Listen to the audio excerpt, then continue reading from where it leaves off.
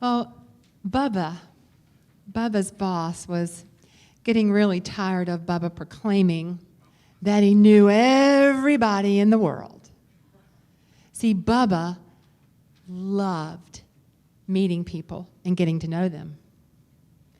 But his boss thought Bubba was just so full of himself, and all the people he talked about knowing just couldn't be true.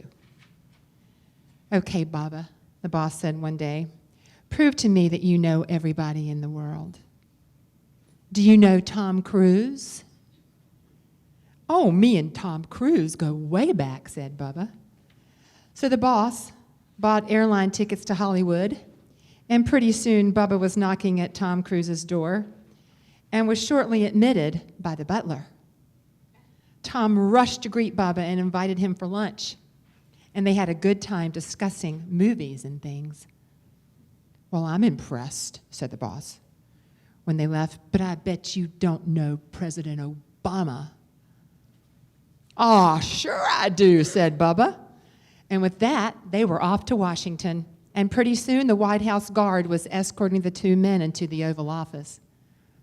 Hiya, Bubba, said the president, warmly embracing him. And after a visit with a chat with the cabinet secretaries, they left. And the boss was suitably impressed, but not giving up. Okay, Bubba, I'm going to ask you if you know the ultimate celebrity, the Pope. Why, sure I do, said Bubba. And pretty soon they were on an airplane to Vatican City. They found themselves in St. Peter's Square in a crowd of thousands. And Bubba said, heck, I can't see nothing from here. And so he went right up to the Swiss guards, and the doors opened to him. And the boss waited outside in the square. And pretty soon the door to the upstairs balcony opened, and out comes Pope Francis and Bubba. And they began to smile and wave at the crowd with their arms around each other. And shortly thereafter, Bubba decided to return to the square. And when he got there, an ambulance was loading his boss into the back. And Bubba rushed up and said, "What happened, boss?" And the boss said, "I was doing fine until you came out on the balcony, and the guy next to me says, 'Who is that guy on the balcony with Bubba?'"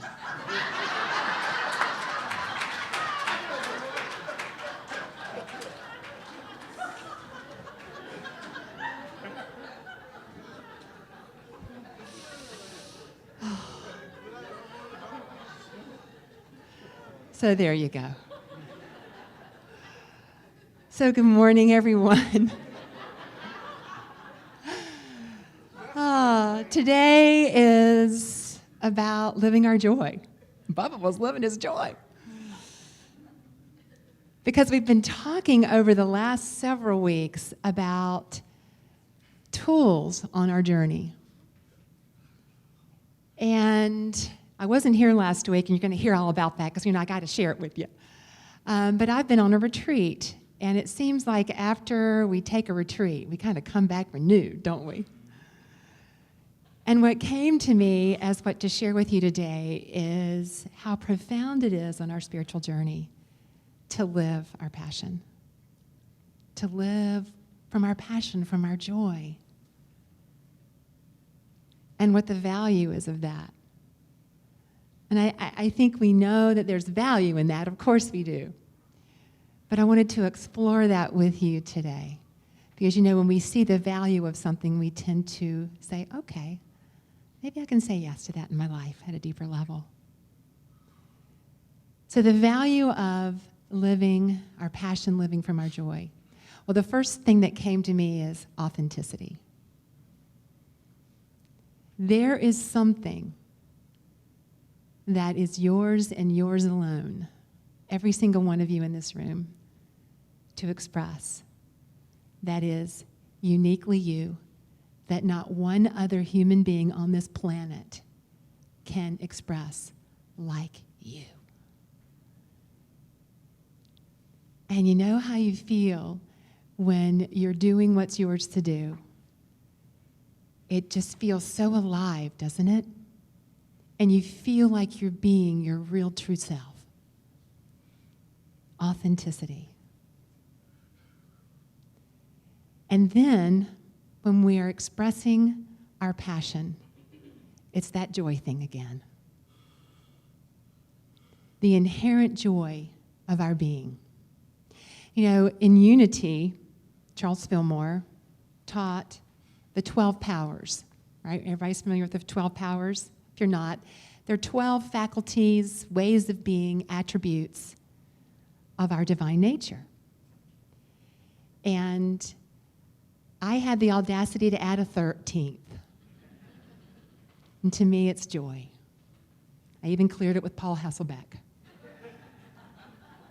I don't think he was really keen on it, but I said, that's okay. Because I feel like joy is inherent in our being. Joy is an aspect of that divine gem that we are. And it's up to us to unleash it. You know, joy is really the lens from which we can see life. Which we see the awe and the wonder and the beauty and the unlimited possibilities available to us. And boy, you know, when your expression is that of passion and authenticity, you feel some joy, don't you? Yeah. And then, of course, there's been actual scientific research done that says that when we are expressing authentically our passion and our joy, we have healthier blood pressure, lower cholesterol, we sleep better, we have better weight management. I think I'm going to add, we look younger. Yeah, we tend to take care of ourselves more, joyful people. Yeah. So, what thrills you? What gives you chillies? You know, God bumps, goosebumps. What gives you chills? What, when you are doing it, when you are around it, fills you so full? See, I can cry right now after my week at Omega. I'm looking at my friend. I can't look at her because she was there with me. But to where you just can't help but weep. You know what I'm talking about, right? Does everyone know what I'm talking about? All right, so we know what thrills us and what gives us chills. But why in this world are we not doing it? And I'm not saying all of you are not. But it seems like what brings us such thrills and chills are what tends to get pushed off the plate of our life because we get so busy. So I started to look at what keeps me from doing what thrills me, what gives me chills. It's scarcity thinking. There's not enough time. There's not enough energy. Maybe there's not enough of me to go around. Can anybody relate to this? Yeah, it's that, you know, on Maslow's hierarchy of needs, it's that those fundamental needs of I got to breathe, I got to have food, I got to have a roof over my head, those kinds of things. You know, and I think that we can get stuck in that survival level. Yeah, I see people nodding their heads. And when we're there, it's difficult for us to set as a priority in our life, even though we know it's valuable, our passionate, joy-filled expression. So I came upon a story that speaks to this. The Sufi philosopher Nasruddin stood on the bow of a boat next to a very intellectual, pompous professor who began to quiz him on his education. "Have you ever studied astronomy?" he asked. Nasruddin said, "I can't say that I have." then you have wasted much of your life. By knowing the constellations, a skilled captain can navigate a boat around the entire globe. Then he asked, have you studied meteorology? No, answered Nasruddin. Then you have wasted most of your life, the intellectual chided. Methodically capturing the wind can propel a sailing ship at astounding speeds. Then he inquired, have you studied oceanography? No, not at all. Ah, what a waste of your time. Awareness of the currents helps sailors find food and shelter. A few minutes later, Nasruddin began to make his way toward the stern of the ship. And as he ambled toward the professor, he nonchalantly asked him, have you studied swimming? The professor haughtily responded, haven't taken the time. Then you've wasted all of your life. The boat is sinking.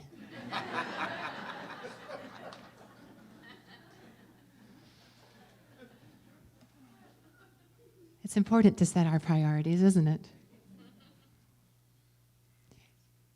There's one more component, I think, of the human condition that keeps us from pursuing our passion and our joy, and that's self-judgment.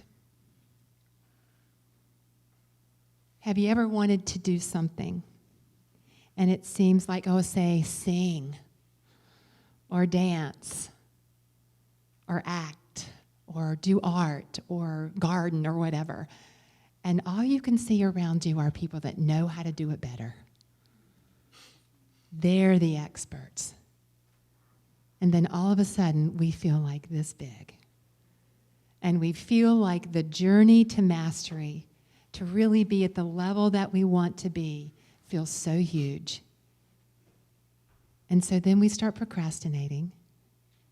And we go, I really don't have time, all those excuses. But really what it is that we're afraid we're not good enough. And we judge ourselves. Hence the segue into my story about my retreat last week.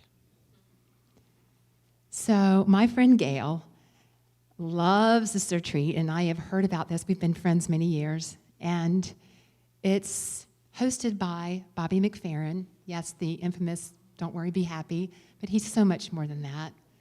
He's a brilliant singer-songwriter, genius, creative, master of improv. And there is a retreat at Omega Institute. I wanted to go to Omega Institute for years in Rhinebeck, New York.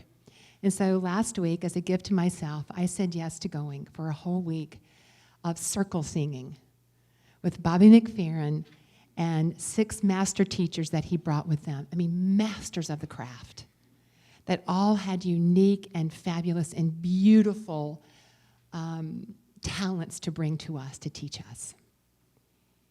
And I went along with Gail and almost 200 other people from all over the world. I met people from Poland, Belgium, Norway, Germany, the Netherlands. It was just amazing. All of them with song in their heart, music that was their passion. Music has been my passion since I was a wee one. I have been in choirs all my life.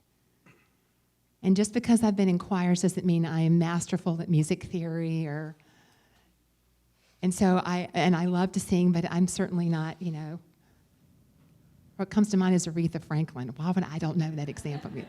Anyway, so I come to circle singing, and all these people are around me, and I'm around all these other sopranos that are like, Mon! Or they're like American Idol. And they're out there, and they know the rhythm, and they're like, and I'm just like, and I would go process, of course, with Gail, bless her heart, and I would say, oh my God, it feels overwhelming. They know how to do it so well, and so the nature of a circle song is improvisation. And so what you do is you get in your parts, soprano out, lower voices to higher voices. And typically how it looks is that someone stands in the center and there's no planning. And you just let intuition take you over and you just let what's on your heart come out. And then you teach it to your sections.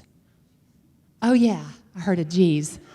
Yeah, that's the art. And of course, Bobby McFerrin is so masterful at it, and all the other teachers and several of the people that were there. And I remember there was a moment when they were asking people to get in the circle, and before I knew it, I was standing up, and a microphone was put in my hand, and I went, you don't want to know what I said.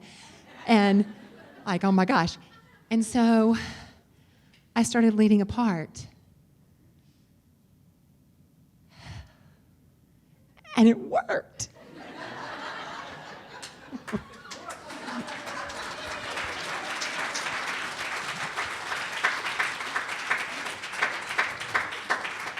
So I was so excited. And so I got over myself. Because folks, when it comes to expressing our passion and our joy, we get to give ourselves learning curves. If there's something that we want to express and to be better at, it doesn't mean we can't express where we are. It wasn't the most masterful, creative part in the world, but it worked. I can't believe you said that. Would you guys like to do a circle song this morning? Would you really? Some people are going, no. Well, just know this is a very optional. You do not have to do this if you don't want to. But let's do this. Okay. All right. So what we're going to do is we're going to divide up in parts. And so this section, you're part one. Okay. Okay. And right down the middle, I'm going to divide this part with the people in the back row. So we're going to have 3 parts. Okay. So 1, 2, 3. All right. So Gail, come on up. Could you have that other microphone? Okay. All right. This is Gail Taylor Hollies. Hi. So Gail said she'd come today if I got my nerve up to do this. So to help. Can I just say that I've sung less in my life than Sheryl has. This is not about being a singer. It's about the joy of singing. Yes. All right. Okay, so how this works is the person that's leading the song just starts to do a part. So are you doing me this? And so when I come to your part, when you've heard me do the same part 3 times, that's when you start singing it. Because Lord knows, I'm getting to it. Okay.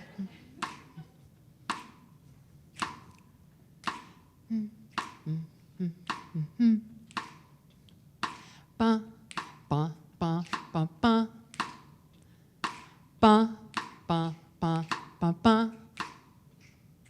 Ba, ba, ba, ba, ba.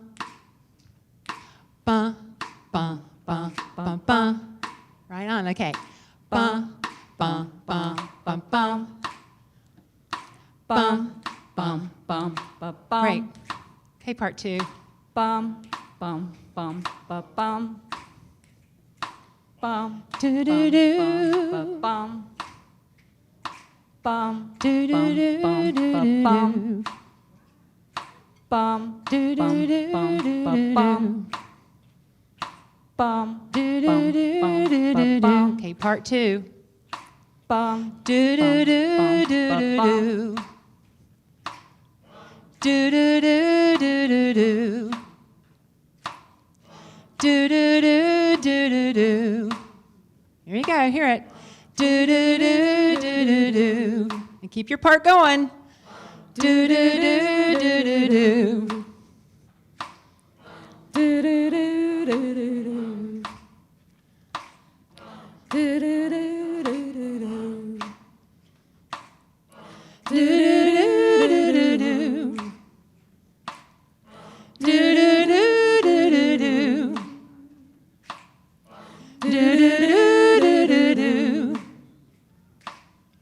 Do-do-do-do-do-do. Got it? Do-do-do-do-do-do. Do-do-do-do-do-do. Let's go. Do-do-do-do-do-do. Keep it going. Do-do-do-do-do-do. I'm so grateful. I'm just going to sing over the top of you, okay? Keep it going. I'm so grateful that you're willing to play with me. I love Unit of Gaithersburg. You rock.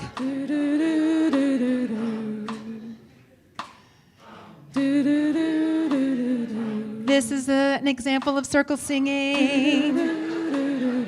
Isn't it fun? Thank you for playing with me. I love you all. Okay, let's get quieter.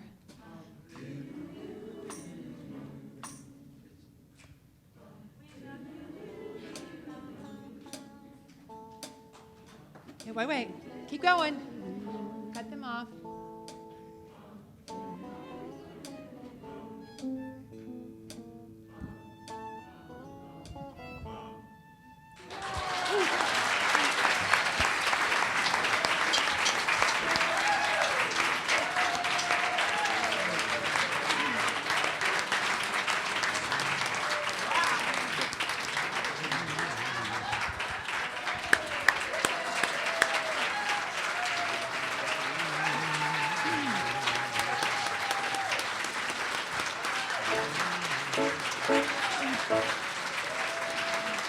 All right.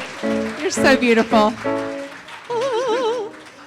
Okay, so this is just a microcosm of what happens when you share your passion and your joy. Notice the ripple effect. Are you feeling a little joy right now? Yes. Yay. Mission accomplished. All right. Okay, so this week, let's take this on. This week, what is it that thrills you? What is it that thrills you? Gardening, cooking, plant-based diet, whatever it is, do it. Do it this week, okay? Yes? Yes. All right. The second piece is, what scares you? Trust me. Yeah. Eleanor Roosevelt said, do something that scares you every single day. This week, do something that scares you, that really invigorates you, that gives you joy, and notice your experience. All right, let's have our affirmation. I live a joy-filled life from what thrills and expands me. And so it is. All right.